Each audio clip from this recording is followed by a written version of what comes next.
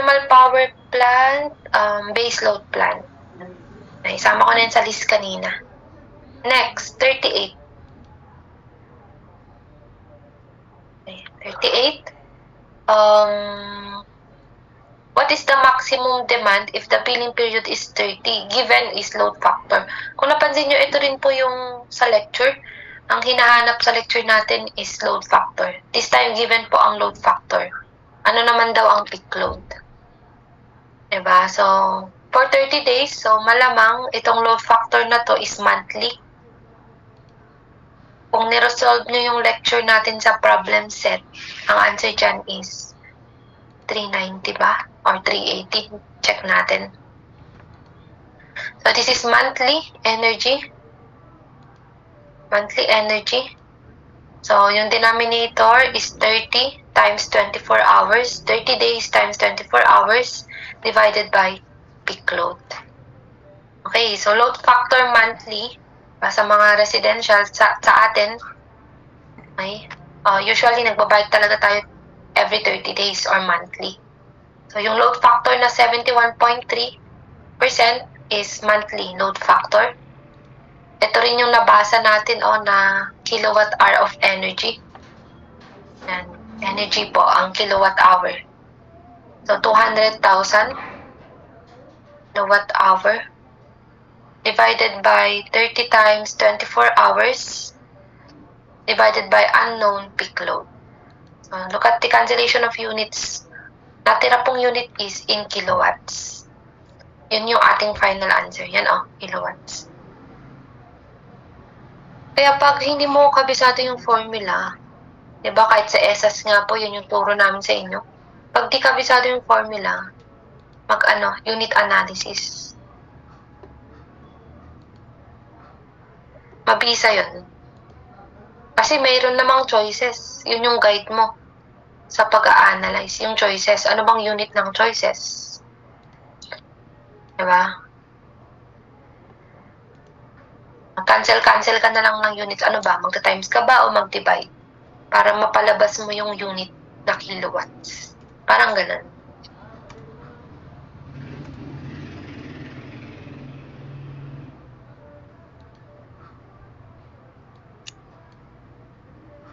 Okay, number 39.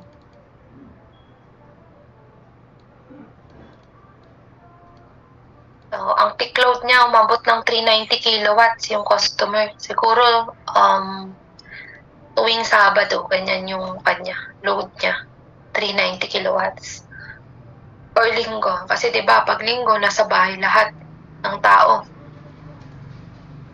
Nagagamit lahat ng appliances. Maghapon kayong nag-electric fan. So, baka nagpipick load kayo or maximum demand tuwing weekends, lalo sa tanghali or sa gabi. Okay, what is the overall? Assume the overall efficiency to be 24%. So, this is output over MH. No? So, this is 0.24. Baba thermal. Thermal power plant. Ano mang hinahanap? Output power ang hinahanap. So, POM natin, 3,600 tons per day.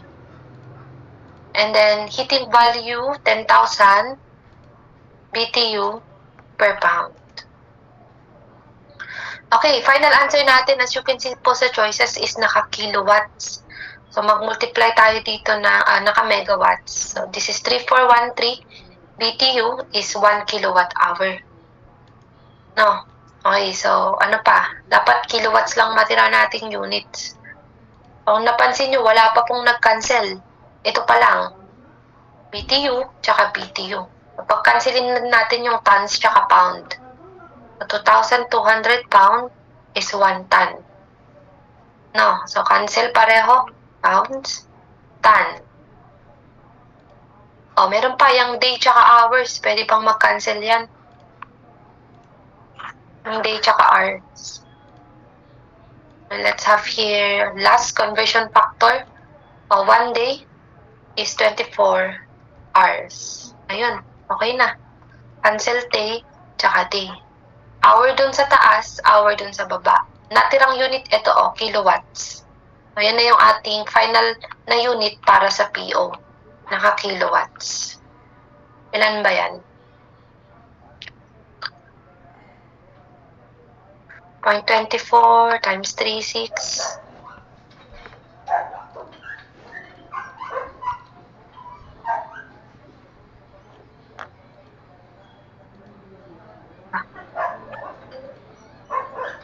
Ako lang pa.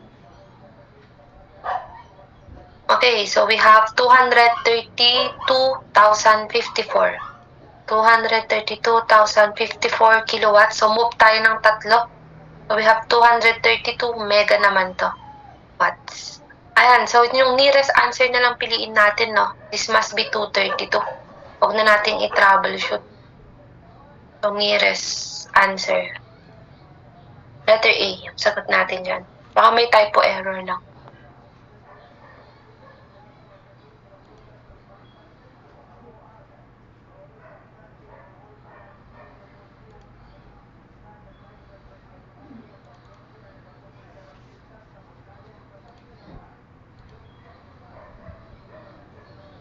And so, madali lang ang power plant na subject. Kasi, napansin nyo naman ang formula base, analyze ka lang ng units. Yun na, kung ano yung sagot.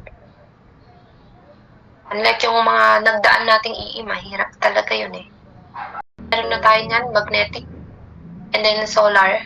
Ang wala pa po, fuel cell. Yan. More on chemistry kasi to eh, chemical. Yung, ang sikat ngayon na fuel cell is hydrogen-powered fuel cell. Hydrogen gas ang ginagamit as fuel. May mga sasakyan na ngayon na ang fuel hindi diesel or gasoline or what, hydrogen ang ginagamit. Hydrogen fuel cell. Medyo mahal lang kasi yan, kaya wala pa sa Pilipinas. Sa ibang bansa, meron na yan, mga hydrogen fuel cell. Ang Pilipinas no, mayaman sa hydrogen. Ngayon, wala pa tayong mga hydrogen na refueling station. Ang meron lang tayo, yun nga, mga diesel, ganyan. Kasi mahal. Pag-extract pa lang ng hydrogen sa tubig, mahal na po yun. Sa Amerika, ganyan, meron na sila. Siyempre, mas advanced sila eh. Mas develop yung country nila. And ang kaganda naman po sa Pilipinas, meron na tayong program sa Department of Energy na nagsusupport sa paggamit at pag-manufacture ng mga hydrogen fuel cell. Siguro, support na lang din natin yung mga researches na kinakandak nila. And hopefully, ma-commercialize na rin yan sa atin. 41, a gas turbine works on Brayton cycle. Ayan. 42 naman, it refers to capacity in excess or above the peak load. Yung formula natin, yung may installed capacity is equal to peak load plus reserve. Ayan yun. Yan lang, binanggit na yung formula. Refers to the capacity in excess or above the peak load. Reserve yun. Ang formula to na ginagamit nyo na sa lecture natin nung nakaraan. Next, number 43. In a power system, using both hydro and thermal generation, the proportion of hydro generation can be increased by increasing the amount dapat to. Increasing the amount of water. Siyempre, pag mas malaki ang volume o kaya yung height or head, tendency is tataas yung input natin. So, sa ganoong way, tataas yung proportion ng hydro generation. Increasing the amount of water. Dapat yan. Diba? Kasi siya yung input eh. Kung ano yung input, siya yung magre-result sa kung anong output na power. Mas malaki ang input, mas malaki yung output. Next, number 44. reducing the price of water, pwede naman to, pero mura naman na talaga yung tubig. Libre pa nga eh. So, hindi yan. Baka na typo error lang to.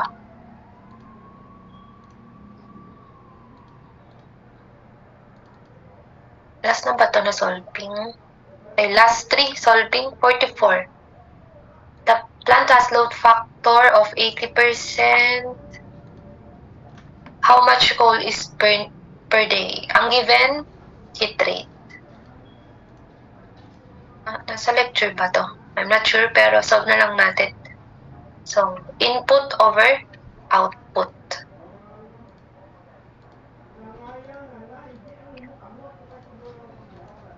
How much coal? So, what is the mass? Heating value is 13,000. Yan na, oh.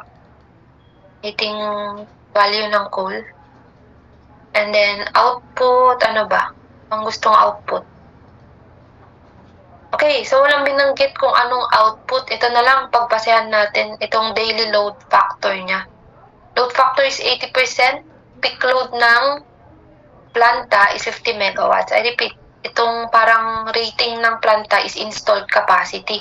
Na minsan, siya rin po ang peak load. Siyempre, common sense. Madalas na kung ano yung rating or installed capacity ng isang planta, yun na rin yung possible na pinakamalaking mapoproduce niya. Kaya yan na rin yung peak load.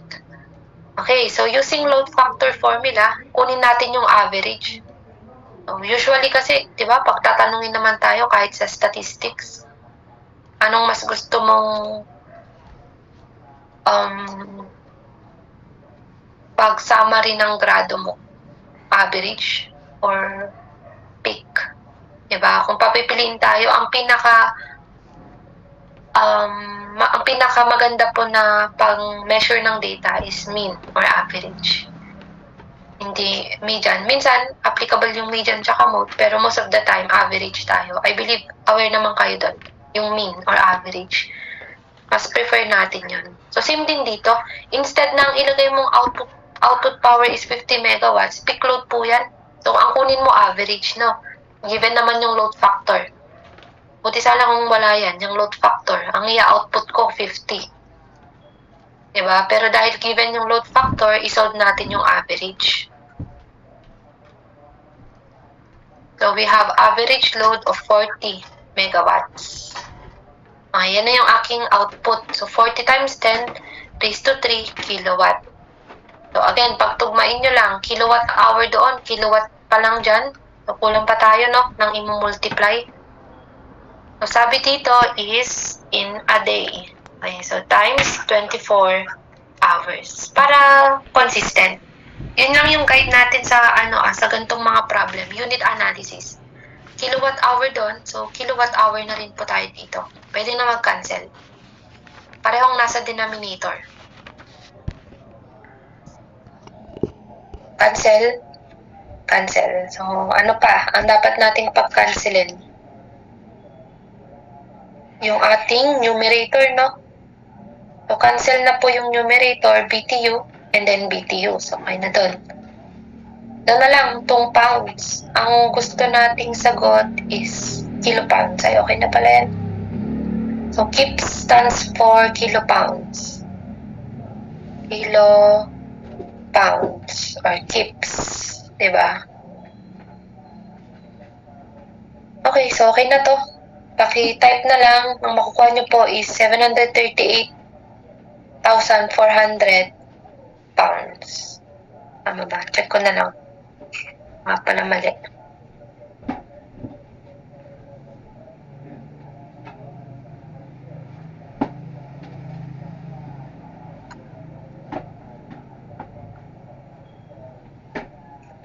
Okay, 738,462. Okay, 738,462 pounds. So, in kilo, so this is 738.462 kips or kilopounds. Ano yun? Letter A.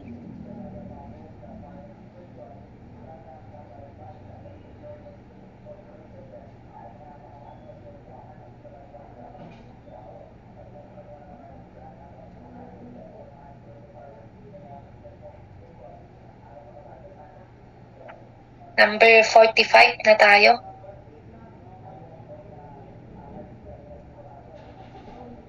Economizers are used to heat feed water. Yan ang definition of boiler economizer. It is also known as feed water heater. It is a device in which the waste heat of the flue gases is utilized for heating the feed water. Next, number 46. Ay, nasolve na natin to.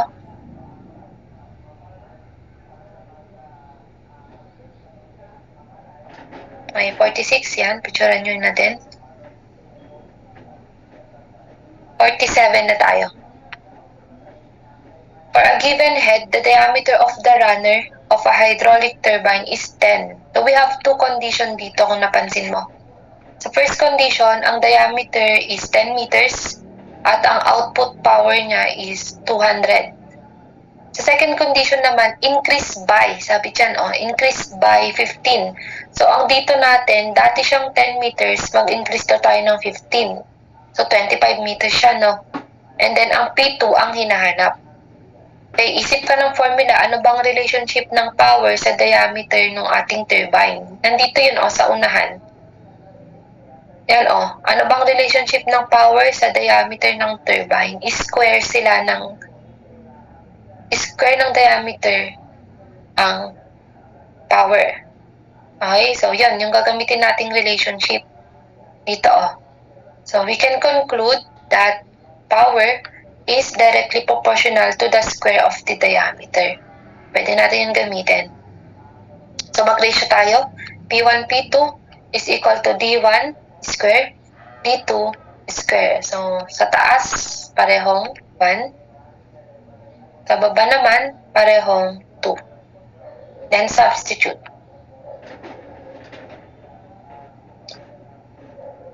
Ano kaya? Tataas ba? Oo, no? Tumaas yung diameter eh. So, expected natin, dapat tumaas din yung power.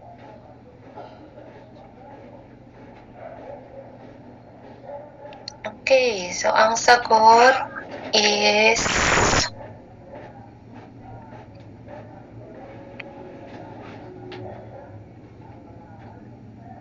(1,250 brake horsepower). Okay, ang lalayo ng nasa choices, no? So, mag-troubleshoot tayo. Dahil wala sa choices, troubleshoot. Baka itong by, 2 lang yan. Meaning, ang dito natin is 15 meters, hindi siya 10 plus 15. No?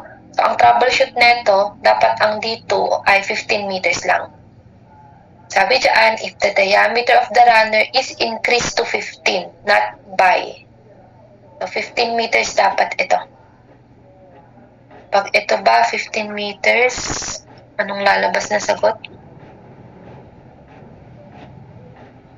Sana meron. Kasi kung wala, hanap ulit tayo ng iba pang troubleshoot.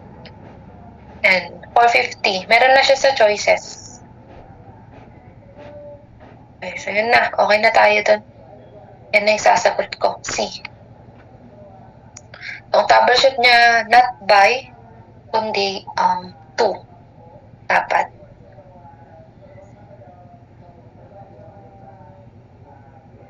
Then we're almost done. Last na lang na solving.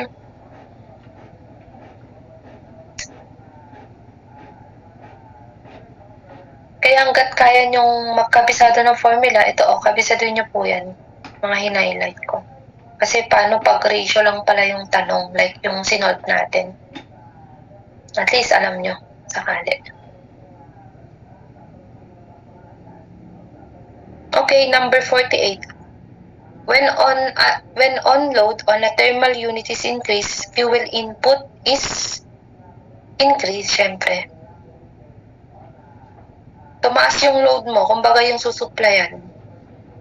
Syempre, dapat proportional. Taas din yung fuel input natin. Para masabayan na yung load. Or masuplayan mo yung load. According to its demand. Dapat proportional. Mag-increase din. 49. A diesel power station Calculate the engine efficiency if the alternator efficiency is 90%. Overall efficiency, PO over MH. Thermal ulit to, no? Basta may mga heat involved, MH yung gamitin. Tapos, overall efficiency natin, product of all efficiency, so engine, tsaka alternator. So, output, sige, solve natin yan. Substitute, unknown engine, alternator is given as 90%.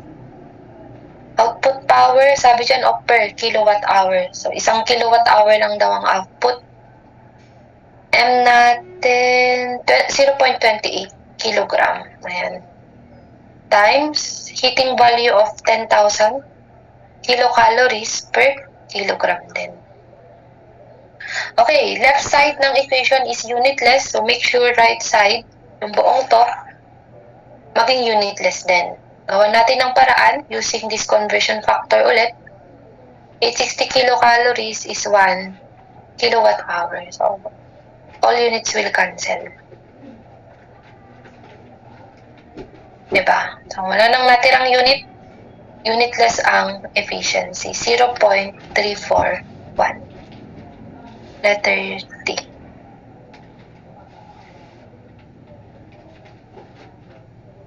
Check ko. Yun lang.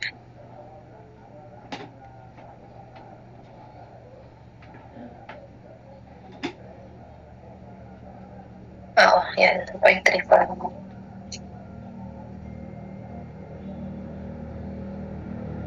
And last number 50.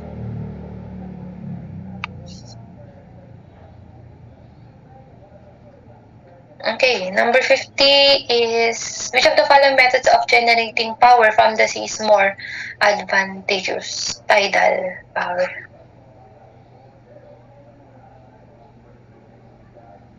Okay, so that ends our lecture for your power plant quiz.